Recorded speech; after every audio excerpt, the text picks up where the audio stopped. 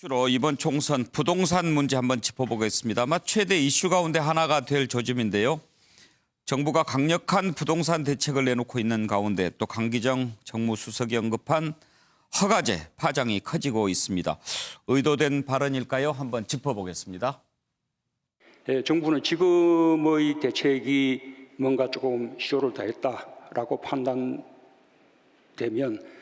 또 보다 강력한 대책, 그게 끝없이 내놓을 것입니다. 어쨌든 우리 정부 기간 내에 부동산만큼은 확실히 잡겠다라는 의지를 다시 한번 분명히 보이고, 크게 보면 이제 보유세는 강화하고 거래세는 낮추고 라는 것이 맞는 방향이라고 봅니다. 이런 부분도 앞으로 부동산 가격의 어떤 동정을 보아가면서 신중하게 검토해 나가겠습니다. 어떤 분들은 그런 주장을 합니다. 뭐 아직 우리 정부가 검토해야 할 내용이겠지만은 특정 지역에 대해서 정말 비상식적으로 폭등하는 지역에 대해서는 부동산 매매 허가제를 둬야 된다라는 이런 어떤 발상도 하는 분들도 있습니다. 투기적 수단으로 삼는 사람들에게는 매매 허가제까지 도입해야 되는 거 아니냐라는 이런 주장에 우리 정부는 귀를 기울여야 한다고 생각합니다. 이 모든 아파트 가격을 다 안정화시킨다라고 하는 것은 정책적으로 불가능한 목표입니다. 일부 지역, 솔직히 말씀드릴게요. 강남 사구. 거기에 가격을 안정시키는 것이 1차적인 목표입니다. 경제학적으로 정치적으로 생각할 수 있는 모든 정책 메뉴를 지금 제가 다 갖고 있습니다. 12월 16일 날 절대 소진한 거 아닙니다. 네, 한번 짚어보겠습니다. 김영주 의원. 네. 물론 이제 정부가 부동산만큼은 반드시 좀 잡겠다 이런 네. 의지 여러 번 밝혔고 그 네. 의지를 읽을 수는 있습니다만 네. 허가제까지 나간 것은 상당히 좀 충격이 크거든요. 그렇습니다. 2003년도에 노무현 정부 때도 그런 논의를 토지 공개 이념이라고 하는 논란 속에서 아주 강력한 그 논의를 시작한 적이 있습니다만 실질적으로 여러 가지 어떤 그 논란 속에서도 위헌적인 요소도 있다라고 하는 것이고 현실적으로 정말 허가제라고 하는 것이 가능하겠습니까?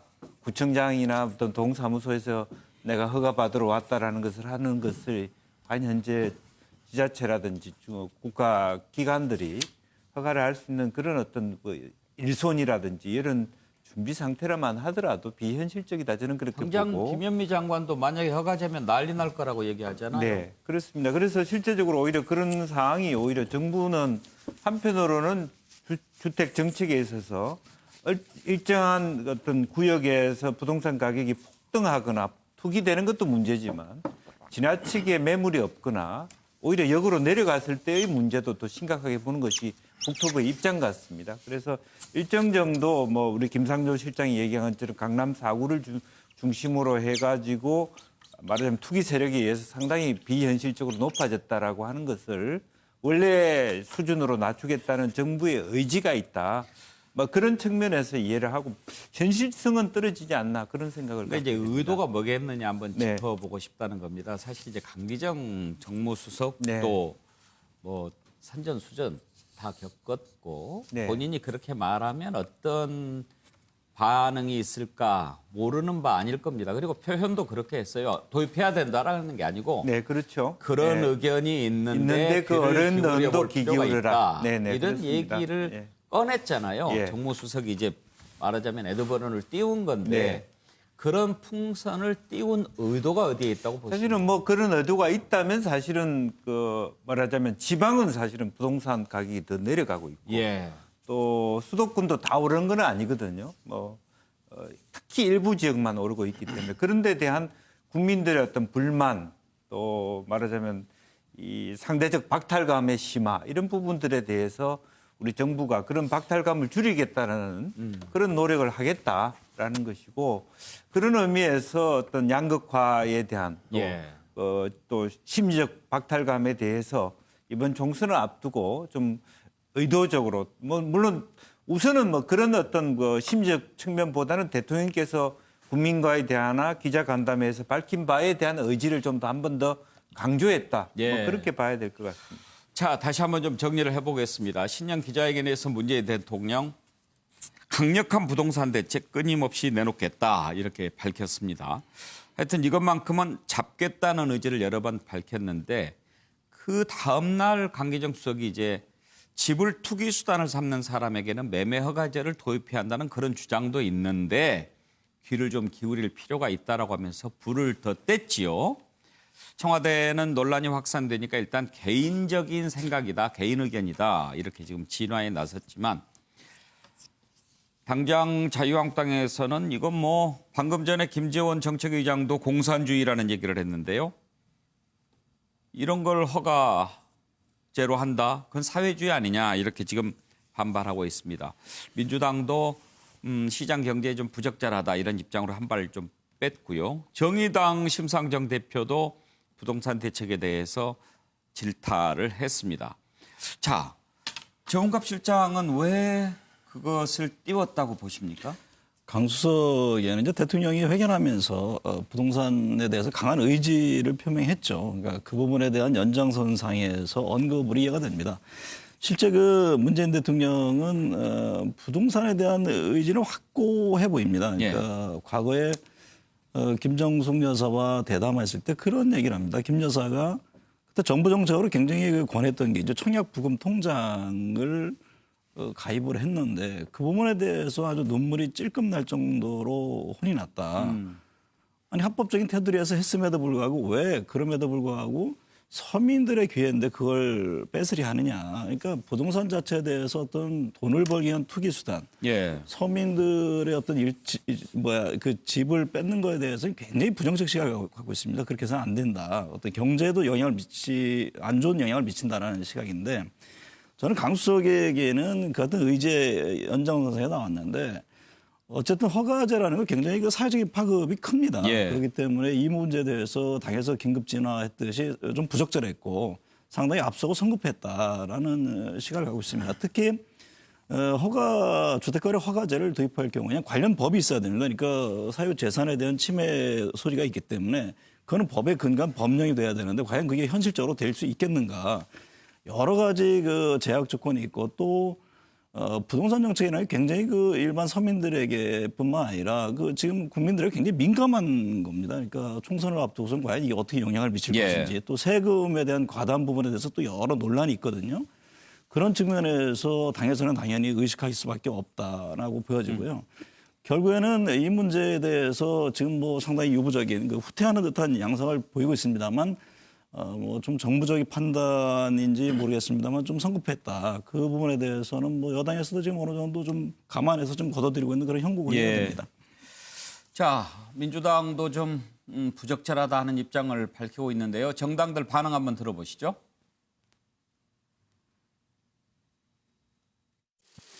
당과 그 협의한 적은 전혀 없고요. 지금 철회했다고 하는데 실제로 그 허가제 같은 경우는 굉장히 그 강한 국가 통제 방식인데 그런 건 시장 경제에서는 그 적절하지가 않습니다.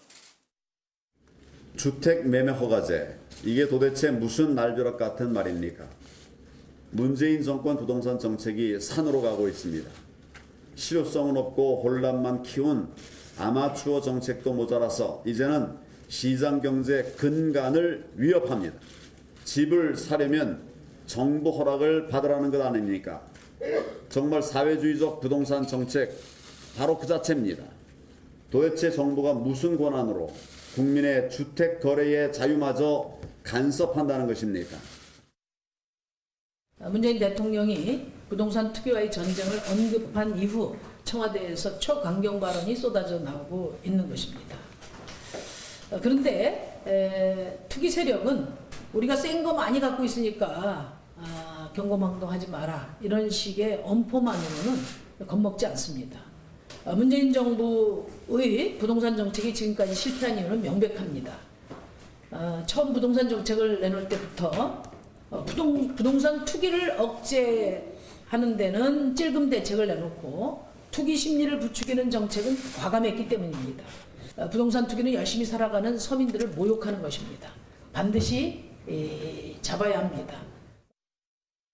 예, 뭐 정부 차원에서 부동산 시장 안정이라는 목표를 달성하기 위해서 뭐 여러 가지 정책의 대안들은 모두 검토를 하고 있습니다만은 사실 그 주택 매매 허가제에 대해서는 구체적으로 검토한 적이 없다는 점을 먼저 말씀을 드리겠습니다. 어저께 청와대 수석께서 하신 말씀을 제 나름대로 이해해 본다면은 일부 투기 세력에 의해서 집값이 급등하는 그런 문제들이 계속 심화가 되고 있는데 오죽하면 일부 전문가들이 이러한 허가제까지 도입해야 된다는 주장을 하겠냐. 이러한 엄중한 상황에 대해서 우리가 주목할 필요가 있다라는 것을 강조한 말씀으로 이해하는 게 옳지 않을까. 예, 서정욱 변호사. 저는 이제 이거 판넬에요. 제가 트러블 메이커의 말실수 이렇게 적었는데 강기정 수석을 트러블 메이커라고 상당히 합니까? 트러블 메이커예요. 작년에 11월 달에 나경원 원내대표가 정의용 실장한테 질문하는데 우기다뇨. 우기다가 뭐예요? 이런 식으로 이게 그 정무수석 상당히 그 부적절한 발언도 많이 했고요. 저는 이제 이번 발언에 세 가지 의문을 제기하는데 자, 첫째 그 소관 업무인가? 관계 부동산 대책이 정무수석의 업무인가? 이거는 제가 알기로 이게 정책실장이나 경제 문제를 왜 정무를 담당하는 분이 하는가? 이게 첫째 문제고 두 번째는 이게 당정청이 관계에 조율된 정책인가? 아니 정무수석이 개인 의견을 함부로 합니까? 시장이 주는 효과가 있잖아요. 조율이 전혀 안 됐잖아요. 이게 문제고요. 그다음에 마지막으로 설령 그렇다 하더라도 위헌적인 저는 이제 허가제는 자유시장이나 또는 사유재산 보호 이런 데 그 반위헌적인 문제 있다. 이 세 가지 지적을 합니다. 예. 지금 그 지적 때문에 우리가 이 문제를 짚어보는 거예요. 왜 그랬을까? 왜 그런 논란이 있을 텐데, 알 텐데 꺼냈을까 하는 그거는 거거든요. 이제 아마 제가 보기에 대통령의 강력한 부동산 원상 회복 말까지 하시거든요.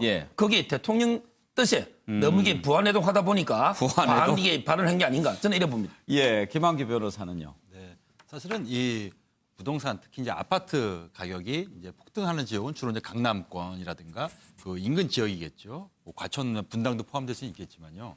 사실 이 부분에 대해서는 그 외 지역 일반 서민들의 느끼는 상대적 박탈감도 굉장히 크고 이런 것에 대해서 문재인 대통령께서는 그 집권 초부터 이 아파트 가격을 잡겠다. 주로 이제 강남 이 지역들인데 사실은 지금 이게 시점이 되게 미묘하거든요. 어차피 선거는 지금 불과 3개월 남았고 근데 이 아파트 가격이 계속 오르고 언론에 그래서 계속 보도되지 않습니까? 뭐 1년에 몇 억 올랐다, 몇 억 올랐다 그 얘기하는데 사실 상당수 국민들은 몇 억이 아니라 그냥 총 재산이 1억 미만인 그냥 전세 내지는 월세에 살고 계신 분들 굉장히 많거든요. 우리 수백만 명은 될 겁니다. 이런 국민들이 느끼는 상대적 박탈감은 어마어마한데 정부가 한 게 뭐 있냐는 소리를 듣고 있거든요. 사실 이런 측면에서 사실은 강기정 수석은 정무적으로 사실 이게 현실적으로 현행 헌법 체제에서는 이게 허용되기 어려운 제도라는 걸 본인도 알고 있으면서 아무래도 이런 그 표를 의식한 발언이고 현 정부의 어떤 강력한 의지를 보여준 건데요. 저는 솔선수범이라고 지금 여기다 적었지만 실질적으로 그냥 그 청와대 고위직 인사라든가 아니면 이번에 선거에 출마하는 유력 정치인들이 상당수가 사실 강남의 아파트를 가지고 있습니다. 사실 그분들이 현 정권 들어서 차익을 몇 억씩 얻고 있다는 건 이미 언론에 많이 보도되었고요. 일제히 그러면 강남에 집 있는 사람들 팔아버리는 게 더 효과가 있을까요? 그분들이 차라리 솔선수범으로 지금 뭐 청와대 고위 인사라든가 선거에 출마한 사람, 특히 강남의 아파트를 보유하면서 다른 지역에 출마하는 사람도 있어요. 강남 아파트를 팔고 대대적으로 그냥 이런 모범을 보이면은 오히려 국민들에게 뭐 표도 표지만은 더 이게 신선한 자극이 되지 않을까 보거든요. 그래요. 이 허가제 발언 과연 총선 과정에서 계속 이슈가 될지 그리고 또 독이 될지 득이 될지 한번 짚어봐야 되겠습니다. 이 와중에 관심을 모은 이슈가 하나 있습니다. 김의겸 전 청와대 대변인 노량진의 부동산 때문에 논란이 됐었는데 총선 출마 선언하면서 매각 차익을 전액 기부하겠다. 그렇게 얘기를 했죠. 지금 민주당에서 후보자 검증위원회가 열리고 있는데 김의겸 전 대변인에 대해서 계속 심사 결정을 내렸습니다. 이것은 무엇을 의미하는 걸까요? 지금 부동산 가지고 전쟁하다시피 하고 있는데 조금 걸리는 것 같죠. 관련된 녹취를 좀 들어볼까요? 저는 오늘 21대 국회의원 선거에서 군산 시민들의 선택을 받고자 이 자리에 섰습니다. 저는 청와대를 떠난 후 외롭고 힘든 처지에 놓이기도 했습니다. 군산 시민만이 저를 다시 일으켜 세워줄 수 있다고 생각합니다. 저에게 기회를 주십시오. 군산 시민에게 희망이라는 큰 선물로 보답하겠습니다. 매각 차액이 발생을 한다면 그거를 기부를 하겠다. 이 결정은 혼자 내린 결정입니까? 제가 먼저 결심을 했고요. 예. 제 아내에게 동의를 구했습니다. 아내도 동의를 했고 네. 저와 이야기를 나눌 때 사람이 먼저다라고 하는 문구가 쓰여 있는 머글잔이었습니다. 예. 그걸 보면서 제 아내가 그래 사람이 먼저지라고 하면서 최종적으로 동의를 해줬습니다. 김영주 의원, 네. 계속 심사 이것은 빨간불입니까? 아무래도 솔직하게 말씀드리면 계속 심사라고 하는 것은 현재의 여론조사의 추이를 좀 더 지켜보겠다라고 저는 솔직하게 이해할 수 있습니다. 좋은 조짐은 아니군요. 좋은 조짐이라고 보기는 어렵죠. 예. 여러 가지 어쨌든 아무래도 대통령께서도 계속 그 부동산에 대한 얘기를 말씀하시고 또 실제적으로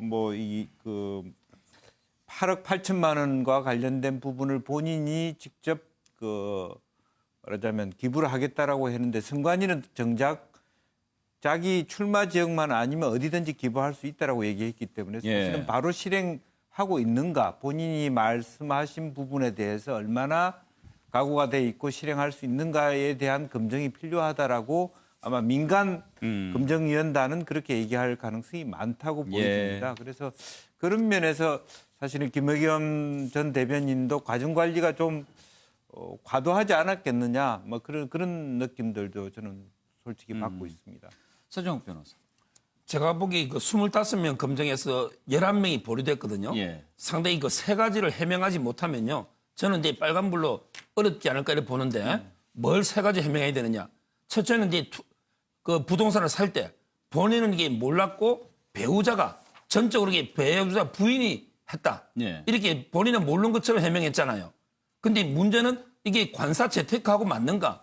즉 수많은 전 재산을 털어서 이 건물 사는데 본인이 상의 안 했겠는가? 또 이게 살 집이 없으면 관사에 들어가서 살 정도로 했는데 남편하고 상의하지 않고 어떻게 그 부동산을 살 수가 있는가? 이 부분 관사 재테크 이 부분을 이게 해명해야 되고요.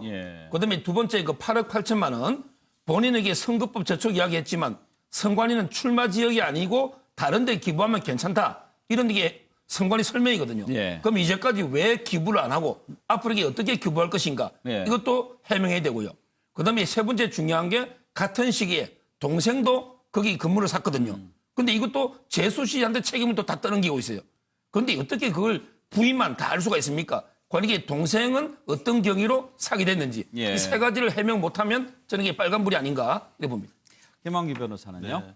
사실 이제 선거라는 게 저도 변호사긴 하지만 재판은 아닙니다. 그래서 서 변호사님께서 말씀하신 취지도 일리가 있긴 한데 일일이 여기서 마치 재판하듯이 여기 증거 내고 해명하고 이런 것보다는 좀 이벤트성도 좀 필요하다. 그냥 김의겸 전 대변인이죠. 좀 1년 6개월 만에 이제 8억 이상의 차익을 얻었으니까 이것도 하나 기부하고 본인이 말을 했으니까 기부하고 정식으로 이제 출마하는 것, 공천받고 출마하는 것도 상당히 또 신선하지 않을까. 그래서 그냥 말하신 거를 그냥 지키시면 되지 않나. 이렇게 이것만 관찰하면 될 것 같습니다. 어떻게 될 것 같습니까? 전 방금 말씀하셨듯이, 그러니까 당에서도 그 의지, 그 다음에 앞으로의 어떤 일정에 대해서 한 번 더 들어보겠다는 그것으로 이해가 됩니다. 그러니까 김의겸 전 대변에 대한 지금 부정적인 기류를 갖고 접근한다기보다는 어쨌든 기부를 한다고 했고 그다음에 밝힌 내용들이 정말 맞는 것이 한번 점검을 하고, 왜냐하면 당에서 워낙에 부동산에 대해서 큰 관심을 갖고 있기 때문에 그 절차를 거친 다음에 어떤 합격이라든가 어떤 긍정적인 시그널을 보내는 그런 수순에 있지 않나, 저는 그렇게 이해가 됩니다. 또 아직 기부가 완료된 상황도 아니니까 기부를 만약에 한다면 그런 것도 봐서 다시 심사하겠다. 이런 의미도 있는 것 같죠. 그렇죠. 그러니까 하게 된다면 지금 왜 못하고 있고 그다음에 그럼 구체적으로 언제 어떤 식으로 할 것인지 그 부분에 대한 입장을 분명히 하면은 당연히 당에서는 그렇구나 이해가 된다면은 그 수순대로 가지 않을까요?